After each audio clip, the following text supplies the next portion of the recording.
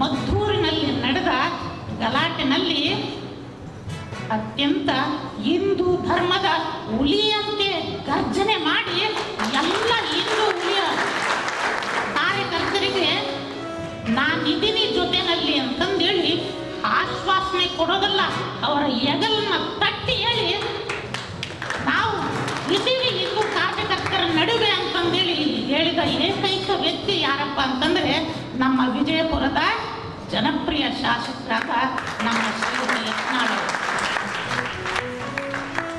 ತುಂಬಾ ಖುಷಿ ಆಗುತ್ತೆ.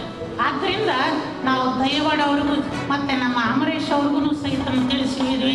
ಅದರ ಜೊತೆಯಲ್ಲಿ ನಮ್ಮ ಸಂಜೀವ್ ಕುಮಾರ್ ಅವ್ರಿಗೂ ಸಹ ಹೇಳಿದ್ವಿ, ನಮ್ಮ ಕಾರ್ಯಕ್ರಮಕ್ಕೆ ಅವರು ರಾಜಕೀಯದು ಯಾವುದೇ ಇರಲಿ, ಆದರೆ ಶಿಷ್ಯನಾಗಿ ಬಂದು ಆಶೀರ್ವಾದವನ್ನು ತಗೊಳ್ಲಿಕ್ಕೆ ಕಾರಣ ಅವನು ನಮ್ಮ ಸನಾತನ ಪರಂಪರೆಗೆ ಮಾಡ್ತಾ ಇರುವ ಸೇವೆ ಅತ್ಯಮೂಲ್ಯ ಅಪ್ಪ. ಹೀಗಾಗಿ ಅವರ ಯಾವುದೇ ಕಾರ್ಯಕ್ರಮ ಇದ್ರೂ ಬದಿಗೊಟ್ಟು ಕಾರ್ಯಕ್ರಮಕ್ಕೆ ಆಗಮಿಸಿ ಸಿದ್ಧಲಿಂಗರ ಅನುಗ್ರಹವನ್ನು ತೆಗೆದುಕೊಳ್ಳಲಿ. ಕಾರಣ ಅಂತಂದರೆ ಕಾಲಜ್ಞಾನದಲ್ಲಿ ಮುಂದಿನ ದಿನಮಾನಗಳಲ್ಲಿ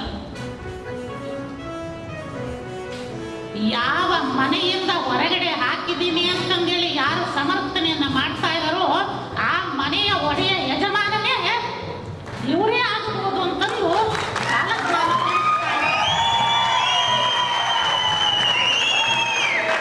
ಅದರ ಜೊತೆಯಲ್ಲಿ ಒಂದು ಕಾಲಜ್ಞಾನ ಮುಂಬರುವ ದಿನಗಳಲ್ಲಿ ವಿಜಯಪುರಕ್ಕೆ ಒಂದು ಸ್ಥಾನಮಾನನೇ ಬೇರೆ ಆಗುತ್ತೆ. ಕಾರಣ ಕರ್ನಾಟಕದ ಚುಕ್ಕಾಣಿಯನ್ನು ಹಿಡಿಯುವಂತಹ ಕಾಲ